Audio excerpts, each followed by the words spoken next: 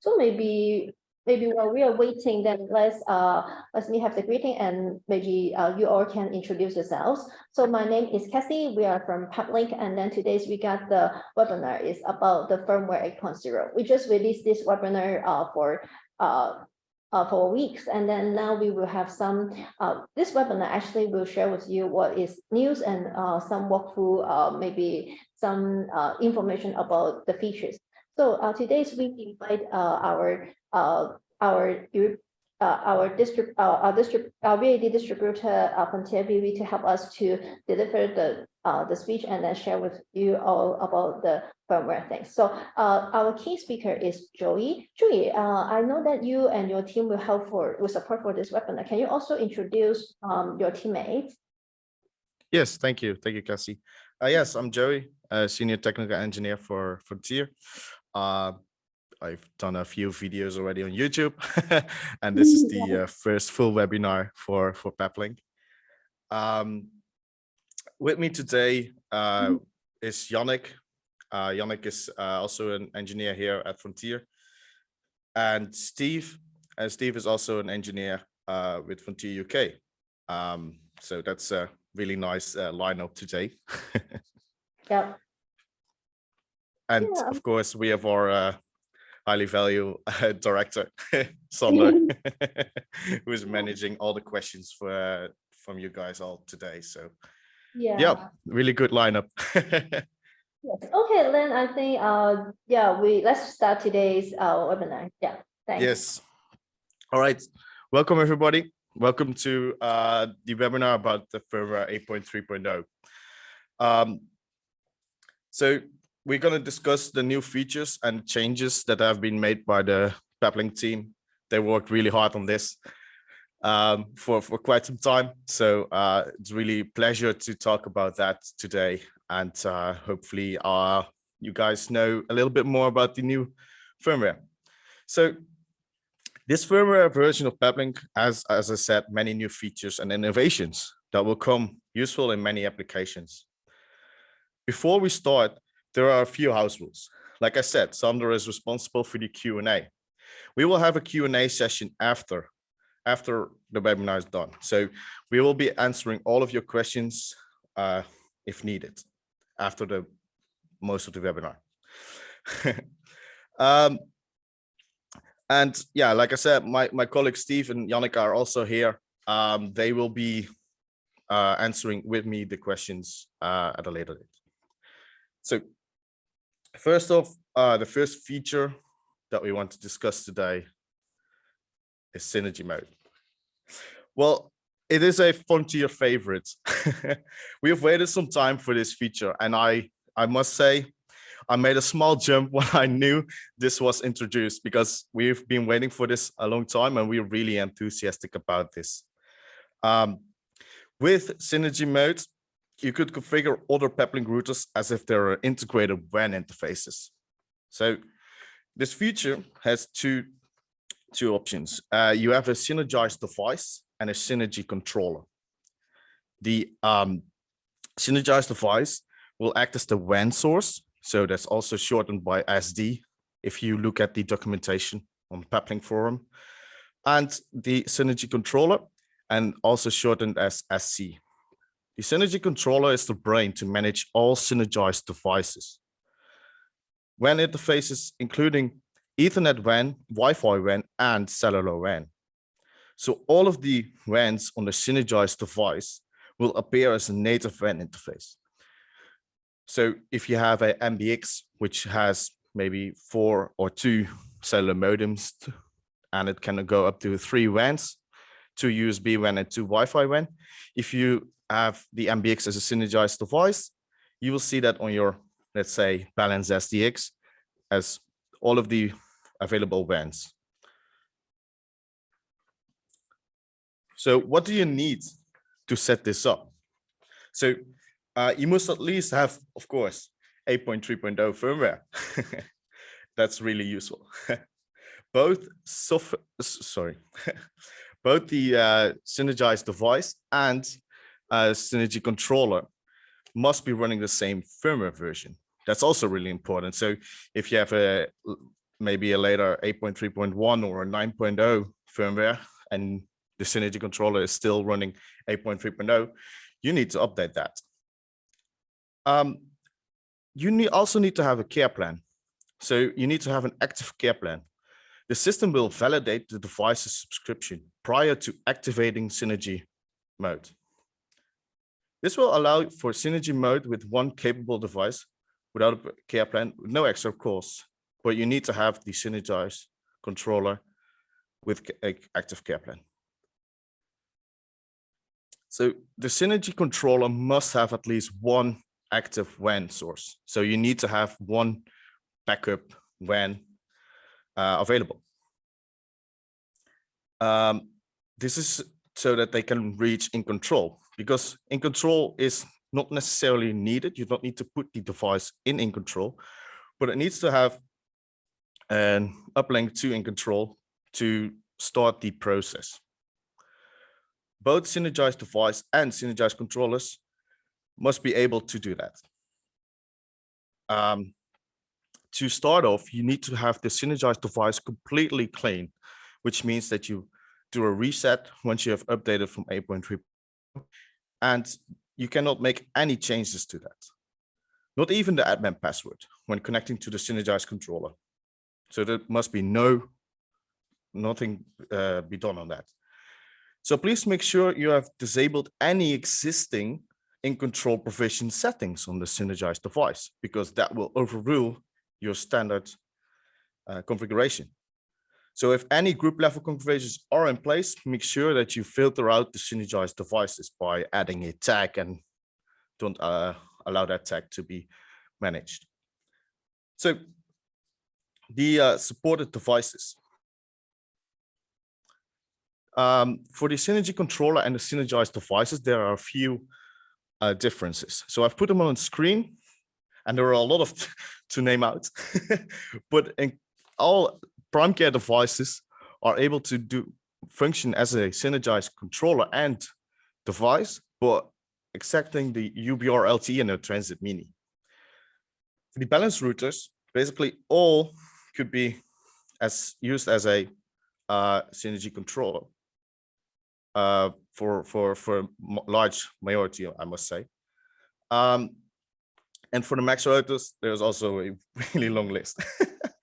But all the X series are available to use as a Synergy controller. And for the Synergize devices, the X series are now only supported by the MBX platform, MBX Mini, and PDX platform. So an APX or an SDX or SDX Pro is not supported as a Synergize device. You can still use it as a Synergy controller. So all of that, there's a lot of options. And of course, don't forget that all of the max and balance routers and prime care devices must be running 8.3.0 to work. So if the device is not capable of upgrading to 8.3.0, then you have an issue. All right, this is for Synergy mode. Peplink also made some changes to the SpeedFusion, and mainly in the bonding part. So dynamic weighted bonding is now a default option for new SpeedFusion bonding profiles, which means that the older normal bonding mode is still available. It it's not removed, but it's now as a secondary option for you to choose. So what is this dynamic weighted bonding? It's already introduced in 8.2.0, but with 8.3.0, it's now the standard bonding feature. So dynamic weighted bonding is Peplink's introduction to make bonding work even better in 4G or 5G environments. So that the bonding default algorithm had some small issues with, and particularly bonding 4G, 5G connections. And that increases significantly buffer bloat issues. When talking about buffer bloat, it's all about latency. if your WAN latency increases while sending data, the dynamic weighted bonding algorithm will monitor it and reduce the percentage of the packages going to this link to avoid it from becoming too congested. So this is helping to minimize the congestion on your SpeedFusion connection. Dynamic weighted bonding also identifies bad links. This means that when a link is performing or stability is not perfect, it won't be part of the bonded tunnel. So no more user packages will be sent over that WAN-to-WAN link in that SpeedFusion tunnel. So this prevents the overall performance from being affected by a WAN that is not performing well, such as moving mobile router with one of the LTE connections that go to an area that has a weak signal. So default bonding is a common use. And if you test it with TCP streams, the latency will keep increasing without losing a package. The moment the buffer is exhausted on the ISP side, latency will reach the maximum value and start dropping packages because latency is so high. TCP retransmissions will take a long time to kick in, so the overall throughput is lower and fluctuates a lot. This new algorithm takes care of buffer loads by monitoring the real-time latency, compares it to the latency when it's idle, and drops the packages before the latency gets too high. The packet loss can be acknowledged by the sender as fast as possible and results in a stable overall throughput for the TCP streams. So is there any questions so far? So I can rest a bit my voice. Yeah, Janne, can you maybe answer those questions? Some questions, right? Because now we have actually some questions already asked it in the chat. Let me read out the questions so Joey or the panelist team can help to answer. So we got the questions from Edwin saying that, do you need prime care and essential care for synergy mode? Can you answer? When you have a prime care device, I'm not sure. That's more warranty stuff than technical. I'm not sure if that's needed for the device. Well, actually, it depends on what, because we got synergy controller and we also got the synergy dicer devices. So it depends on which one. If you need a synergy controller, if you need the prime care, then you will have one license, yeah, to work on this. So so this is we need the prime care model if this is license related. So maybe we should continue where we left off. Sure, if you're okay, let's continue first. We can answer. Cool. Sorry about that. So the next one in the SpeedFusion is the TCP ramp-up mode. TCP ramp-up mode is a new feature for new TCP connections. If you have a TCP connection, as you can see on the left, a normal speed test is being run, and you see that the throughput is fairly starting from 0 to eventually rating up to 156 megs of throughput. On the right, you see the TCP ramp-up mode. A TCP ramp-up mode starts already with 16 megs of throughput. And what this does, it applies for a short period of time a WAN smoothing. So you use more WANs at the same time instead of using just one WAN at any time. So this is increasing the TCP throughput in the beginning of a TCP session. And it prevents packet loss during TCP slow starts. The next thing on the list is virtual WAN. And this is also a new feature that was introduced in 8.2.1, but only for the balanced 20X. But now it's landed on all devices that can run 8.3.0. With prime care devices, one virtual WAN connection is included, and you can go up to 3 virtual WANs per device, and up to 25 licenses for an APX. Keep in mind that using synergy mode on a virtual WAN is not supported. Which Peplink models can you use this license with? The virtual WAN license can only be used with all PrimeCare models, except the UBR LTE and Transit Mini, and all other devices that are capable of running 8.3.0. So for example, a balanced 310X or an MBX can run up to 10 virtual WANs.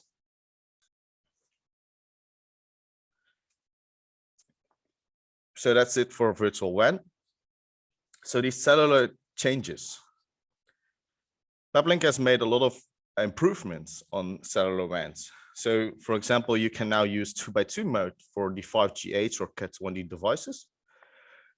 And you can now finally select your carrier on 5G models, which is a really frequently asked feature from our customers. Also, the max adapter is supported now as a cellular WAN interface, not as a USB interface. So that's also a really good improvement from the Peplink team.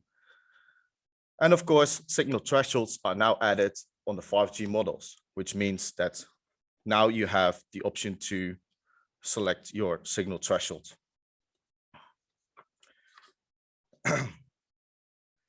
The changes to the Balanced 20X, because the Balanced 20X has also got a few changes apart from the already introduced virtual WAN. It has also now Wi-Fi WAN. So you can use now the Wi-Fi module as a WAN source, just as you would like to do on a MBX or BL1 Pro 5G. Also, the Balanced 20X has now LoRaWAN support. So this is also a really nice feature. And to dive deeper into that, you can basically make together with LoRaWAN a really nice, stable IoT network, because you combine the perfect SpeedFusion capabilities of the Peplink device to your already existing LoRaWAN, or you can create a LoRaWAN network with the gateway. So this is introducing Peplink to the IoT market. So the supported bands for the LoRaWAN are in the AU 868, IN 865, RU 864. And for the US models, there is a US 915, AU 915, AS 923, AS 925, and KR 920. So you can now create the power of Peplink to your IoT network, which is really nice. Also InTouch, already introduced in 8.2.0 or 8.2.1. And this is already launched in April of 2022, actually. And now you have the option to add USB InTouch to your device. And this is really useful, as Steve maybe can explain a bit more to show a few, or name a few case studies, Steve, if you can. Yeah, so this is a great new feature. It allows, with InTouch, of course, you can access or give people access to devices that are on the LAN side of the Peplink. So if you've got engineers that are supporting a CCTV system, you can give them access to the system without giving them complete access to everything on the network. And of course, they can do that remotely. With the USB InTouch support, this now extends that capability to USB and serial devices. So there's a lot more capability now with this new feature. So it just extends the flexibility of InTouch, and of course allows more remote support for your devices that are within your network without actually having an engineer turn up, or without giving that engineer complete access to everything on your network. Yes, indeed. Thanks, thanks, Steve. Yeah, maybe in Peplink point of view, let us share with you some interesting story of InTouch. Sure. Actually, yeah, before we have the InTouch features, actually, we think that maybe this is some user maybe want to use InControl or use our Peplink devices to do some out-of-band management. Then when we develop and then we just say, hey, this feature may be just a social features that maybe not everyone may be interested in, and then maybe InTouch things, maybe they just saying this is something like just a setup of VPN to do this. But now actually for the InTouch, when we release this, actually this is not the first release, but we have some improved update features. When we first released the InTouch, then we discovered that the people because of InTouch they buy they continue the care plans, or they continue they want to the IC2 license that originally they do not use it, but now they use this to control. Actually, for the InTouch, if you just go deep into it, and this is the features that you can just use it to use through the InControl to control your IP devices. And then you can not only to control to go into the IP devices interface, but you can also have some setting on how to change the IP address in the networking in the intranet network. So I think this is a interesting features that you can try if you have time. Yeah, especially if you got some IP device at your in your network. So yeah, this is what just sharing. Yeah. Thank you, Cassie. Nice. Okay, so that's about USB support for InTouch. Apart from InTouch, there's also been some security features and updates added to the Peplink routers. For example, the diagnostic report has been enhanced. The Peplink team has enhanced the encryption for the diagnostic report, and the configuration file is now encrypted. So that means that you're no longer should be worried about somebody else stealing the device and stealing the configuration file. So that's a really nice feature from the Peplink team. So please know that this configuration file is now no longer supported if it's encrypted by 8.3.0 firmware. It's no longer usable with 8.2.1 devices. So if you want to migrate that configuration file, it's no longer possible to just move it back to an older version. That's not supported by that older version firmware. A few other small features and improvements. In general, cellular improvements are made on the cellular modems to have them work better. Wi-Fi WAN now supports IP forwarding. OpenVPN WAN is now fixed to save and enforce outbound policy rule on the OpenVPN. The Transit Pro has been renamed to Transit Duo Pro. Uterine Cell ID, SNMP supports uterine cell ID. Deep packets investigation, session logging now is included into that. And the GPS, an option to turn off GPS or GPS forwarding services.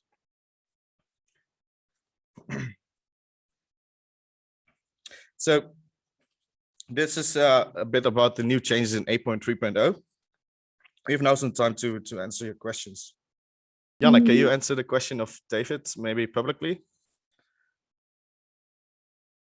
Yeah, sure. I'm typing the entire thing. But the 2x2 option is still a little bit in a beta functionality within the firmware. But basically what it does, if you have a 5G modem which uses 4 antenna connectors, and you only have the option to use a 2x2 antenna to physically connect 2 antenna connectors. With this option, you can tell the router / modem that there are only 2 antennas connected to the modem at that point, where this would be only those antenna connectors would be used. There are different modems Peplink uses in different types of products, and with the Gemalto modems, there is a fixed a diagram of which antenna connectors can be connected to which of the antenna connectors on the Peplink device. There, the 2x2 option works really well, as these are fixed. With the Shera wireless modems, it's a little bit more tricky based on the frequencies that you use, depends on which antenna connector is used. So therefore, the 2x2 option is, I think, less relevant to use, but as it is incorporated into the firmware, it's still available. So depending on the modem and depending on the frequencies you use, the option is there to use or better not to use. If you need to know which type of antenna connectors are can be used, or the physically the connectors on the Peplink device can be used, you can send us an email and we can give you these diagrams as well. I don't have them on hand right now with this presentation, but they are all available if needed. And I will type it anyway because I was almost done. Okay. Question from Michael about the GPS. Why would you turn off or on the GPS? Well, in some occasions, you don't want to be having extra traffic going over your network if you use a really expensive connection. So you want to minimize the amount of data going on. A GPS cutoff could be something to help that.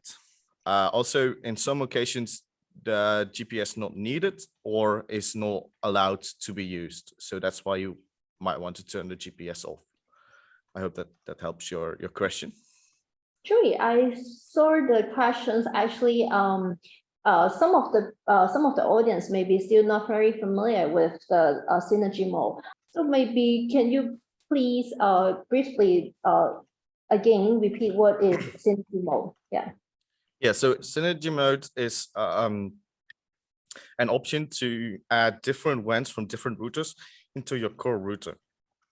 Yeah, this is useful for you when you tell the customer or user that, hey, your old Peplink device can be used with the new Peplink devices with the yeah, because when a lot of existing customer, they do not want to upgrade the devices, but if you tell them, hey, you can just put your old existing device to the new one, then you can do the upgrade. Yeah, yeah. Yeah.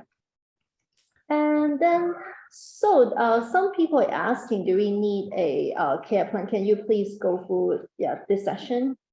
Yeah, so the synergy controller must have an active care plan to make that synergy connection. Yeah. The system will validate the device's subscription prior to activating. So if you press that button on the WAN tab in your web admin, then you will have, if you click that, then it's checking if there is a care plan available or not. And the good thing about it is additional synergized devices will need a care plan as well to see that feature work. Yeah. Yeah. So if you got one prime care models activate, then you at least you can have one control. You can control one synergized devices. Yeah. Some maybe. I think the question from Caspar. I think Steve. Can you answer that one about the Transit Pro Duo? Yeah, okay. So is it harmful to operate the Transit Duo on WAN Wi-Fi only whilst not physically having connected the 4 cellular antennas? It's fine. You can operate the Transit Duo just on WAN and Wi-Fi whilst you don't have the cellular antennas connected. Of course, it's not going to be able to use those cellular modems that are in the Transit Duo whilst you don't have any antennas connected, but it's not going to cause any harm. Okay. I think it's a really good question. So Yannick, I see another question about Starlink. Yes, yeah, I can see yeah, it. Yeah, you ready? Okay, cool. If you have a Starlink and 2 times a 4G SIM, would you recommend dynamic bonding or bonding, and how does Starlink perform with TCP accelerators? Well, it is possible to do bonding, of course. The Starlink system also has a latency comparable with LTE networks, you know, around 40 to 80 milliseconds is doable because primarily the bonding feature is very sensitive to latency differences. The big problem with Starlink is when the Starlink satellite switches from a different LEO satellite. There you can see that there are some packet drops when it switches. So depending on the application that you're using the Starlink satellite for, depends if this will work well. Definitely use dynamic bonding, as it can differ because you're also using the 4G SIMs, and even if you're only using those, dynamic bonding would work better than the normal bonding feature. When you incorporate a Starlink satellite as well, this will not make it work better with the normal bonding situation, as you're still using a wireless communication. You're still using a link that is latency sensitive, and you're still using a link that could have packet loss on the line. So yes, it should work. It can work, and you should use the dynamic bonding feature. Steve, I got a question for you. How do you see virtual WAN being used in some scenarios? Right. Virtual WAN is a great way actually of adding additional WANs to devices that don't actually have more WAN ports, like the Balance 20X. So you can use that to add more connections. So I think there's an example on the forum which gives two ISPs coming into a switch, and then that switch go into a LAN port on the Balance 20X, which is actually then your WAN. So you have your standard WAN port on the Balance 20X, and then you have a LAN port with two ISPs connected via a switch, giving you 3 WANs on your Balance 20X, which is a great addition, great feature. And of course, that applies to the devices with Prime Care, apart from, I think it's the UBR, LTE, and the Transit Mini. But other than that, if it's got a Prime Care license, valid Prime Care, you can use that feature. Yes, yeah, you have one active without purchasing any other licenses. Yeah. Yannick, do you have any cases within the maritime about virtual WAN?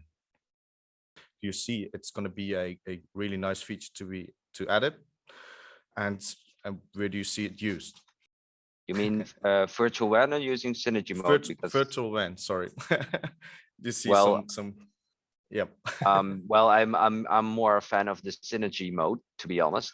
When using, yeah, I mean, using Peplink devices with the synergy mode to a core router and having the availability to connect devices without using a lot of coaxial cables, in my opinion, that would be the most useful feature in maritime industry. The most difficult things usually are placing antennas, running long wires to a central location where your HD4, HD2, or etc. is something that is always problematic, or at least giving lower signal strengths, etc. So when using synergy mode with a balanced 380X, 580X, or something like that, and then using HD1 domes, HD2 domes, or even internal units with external antennas, but different places on the vessel, so we can use Ethernet PoE and not use long coaxial cables for the maritime industry. That is, in my opinion, the best use case for this new technology. So to be honest, I'd rather use that. And of course, if you have all of those synergized devices connected to your WAN ports, you still need something to add your Starlink to it. And if you don't have enough WAN ports left, then you can use the virtual WAN, of course. Yes, of course. I would still prefer buying a unit that has enough WAN ports. But well, if it's already there on the vessel, then yes, of course, it's a great feature to use. That at least we have the availability to incorporate a virtual the flexibility as well. Yeah. Exactly. Yep. Yes. Really correct. Really cool. Thank you. I see we have another question. With using an antenna combiner. I'm not sure if that's a combiner and an amplifier or just a single combiner, but Be careful with using combiners because they can cause loss on the coaxial cable solution. But in general, the 2x2 antenna mode might be a better solution if you have 2 antennas available only. Steve, going back to you. Synergy mode. Do you have any use cases that you could use synergy mode in? As we have already heard from Yannick about the maritime sector. Yeah, the maritime is going to be the big winner here with synergy mode. But I've seen this used in construction as well, and even in office environments where you might have a poor ADSL line coming in, and then you want to have a couple of cellulars. Maybe that's a BR1 Mini giving you some cellular connectivity, or a dome on a roof somewhere on an office block giving you additional connectivity. With synergy mode now, you can use your ADSL line to give you that direct link to InControl to do all the validation. But then you can use those faster cellular connections for your day-to-day connectivity and business use. So I think it's a great addition and allows you to manage and control all of those WANs via your single controller device. So you don't need to be logging in to everything. And of course, the benefit here is you can make changes to the cellular modem on your BR1 Mini without fear of losing access to that BR1 Mini because you only have a cellular connection. You still have that Ethernet link directly to the BR1 Mini via the Synergy controller. So you can access that BR1 Mini. So you have less fear of losing connection. And we've all been there, haven't we? Yes, indeed. I've also seen it used in the event industry as well. So if you have a large area to cover, that they're using multiple devices on different locations on site, routing these back to a central core location, and then using the synergy mode as the core unit to manage your traffic distribution. Also there it's being used, but it's a smaller market than the other ones where the need was a little bit higher, but useful still. Also the rapid deployment, I think, as the PDX also supported, you can add it to a PDX as the PDX using as a synergized controller and work with adding stuff to the PDX really easy. So that could also be a case, and also just simply adding a additional WAN if needed with the synergy mode is also really nice. Just add it in, make sure it's powered, of course, and then it's a really nice feature, and it's one of the biggest differences between 8.2.0 and 2.1. Sorry, as we got that question. I think features like synergy mode, like the full support of virtual WAN, those are the main differences between the different firmwares. But also a really nice feature what we can do in the future with it. As many different devices will come, and Peplink just keeps on improving their devices. I think there's a whole new opportunity to be done, and with Peplink, and I think it's a really nice thing to look ahead in the future of. So now we got the quick link here. So in the landing page, you click into X30, then you will see our firmware page for this. Actually, we would say that the main difference for X30 with the previous version is a big changes. So we improved the connectivity experience for 5G, especially also with Starlinks. By the dynamic with SpeedFusion Protect, now we got unlimited usage for for this one. And also what we mentioned about the dynamic with the bonding. And especially we also mentioned about the 5G cellular things, the 2 antenna mode, and you can choose your preferred carrier modes. So this is all related to 5G and Starlink.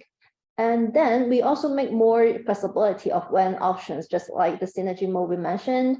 You can use the old devices to synergize them and then to work in your whole network. And also the virtual WAN. So you can turn some devices, depends on if it is compatible or not, from the LAN port to the WAN port. And also the max adapter, before we got a lot of feedback that they want to also control the max adapter easily in the IC2. Now it is available. And then, yes, and then we talked about the InTouch. InTouch is something that we can, the InTouch, actually the advanced feature is to help to support the USB to the serial adapter. This will make it it also can help the network to make it more, it can make also control some old devices, especially with the serial part. And yeah, just some advanced and enhancement. Now we actually, Peplink is, we listen to the community, what they need, and then try to impact. We heard a lot of people want to use the open VPN WAN. So now we also add the site-to-site VPN mode to provide a more transparency to your clients. So this is what we listen to the request, and then we make the changes. And some outbound policy, we got some updates. And yeah, the QoS and the NAT detect. And also we will have the SpeedFusion relay is a new devices, but this one we will have more information coming soon. Yeah, and then of course, yeah, actually Joey also mentioned about some name changes. So now it just make it here. So I think what Peplink is for other competitor, they do charge you when you need to pay for upgraded firmware, but Peplink, at this moment, we are still free for download. So you can just always update your firmware to get the latest enterprise features or the advanced internet network features to that. So yeah, this is what I want to add on. Joey, thanks. Yeah. Yep. Yep. I will stop here. Yes. If there are any questions, feel free to send them in quickly before we closing up. I think that we've covered all of the things we wanted to cover today. I want to thank Peplink for the opportunity, and I want to thank Steve, Yannick, Sander, the panel list members for helping me today.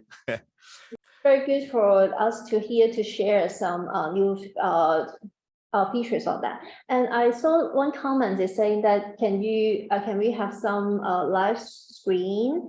Actually, we also had another video showing some how to work on the step in for especially for the new firmware walkthrough. So after today, maybe not sure because we will send it out maybe tomorrow, and then in the email you will receive the presentation and also this webinar recordings plus one more walkthrough videos recording. So this will what you will receive it, and then if you can know more, especially can try on the synergy mode, can try on the virtual WAN features, and also especially for the InTouch. Anything else you want to ask? Yeah, please get the last chance. Otherwise, we will end up the session after 2 minutes. Forgot to mention to someone that one of the other features within the new firmware is the TCP ramp-up mode, but I think we discussed it in the presentation, right? Yes, I was busy answering questions, but okay, great. Yeah. Yep, we did. And if there's any other questions later, you can always contact Peplink or contact Frontier, and we will help you as best as we can. Yeah, I think all good. Thanks for everyone joining today's webinar. So yeah, please, if you want to see the recording, and then please wait for us for 1 day. Yeah, we will send out the related materials or extra materials to you. So thanks for Frontier BB team for helping us to introduce our firmware. Yeah. So. Oh, we got a last minute question. When I do like YouTube live with PepVPN, YouTube Studio says incoming data is low. Please tell me how to solve it. Well, it's a really good question, though. I think I don't know if Yannick can answer this question right away, or we might need to come back to it. Yeah, we have to see how the setup is being done. Yeah. I mean, if the PEP VPN is used, that means we have a, well, like a side unit, you know, that's probably maybe using 4G or some sort of uplink that needs to connect to another Peplink device that is a Fusion Hub, a Peplink balance somewhere in a data center, home office, etc. And depending on the uplink that is on the endpoint, so the receiving end of the PEP VPN tunnel or bonding tunnel that needs to connect to the YouTube server, that is then need to be checked if that has enough upload bandwidth to support with that. Also, the uplinks used on site combined need to have enough upload bandwidth to support the video stream.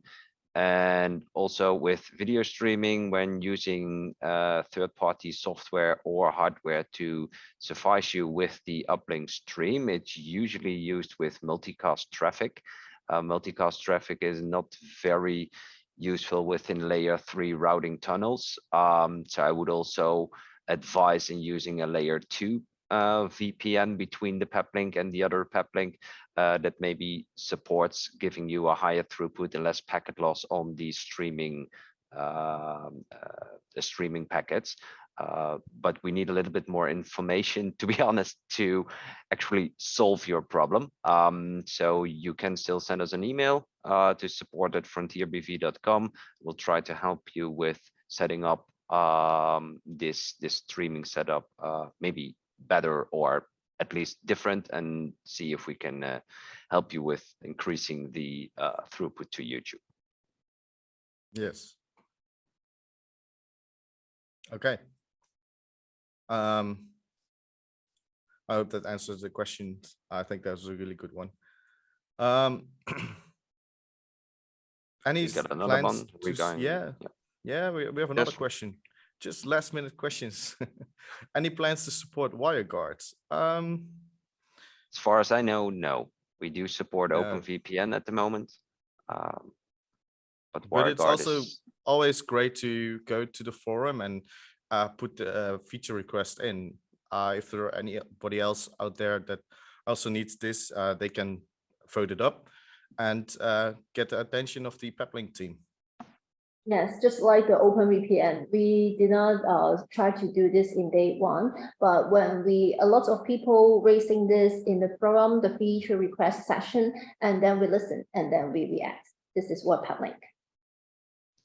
Okay. yeah, so as far as I know, it's not on the roadmap, but I'm not constantly daily checking it, but I haven't heard of it, to be honest. So probably we need to vote it up. Yeah, I'm from Peplink. I can tell you that. Yeah, I can tell you that we're constantly checking the feature request. No worry. Yeah. Yeah. Good. But we just need more people to say you need it. Yeah. Okay. Yep. Yep. Right.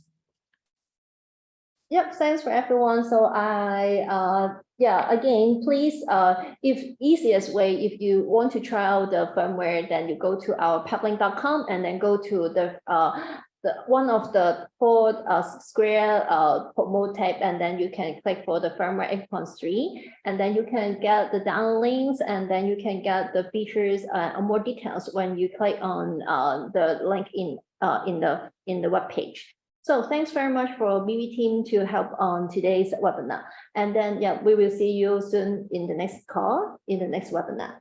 Thanks very much. Yes. Yeah, Thank you, Cassie. Yeah. Okay, bye-bye.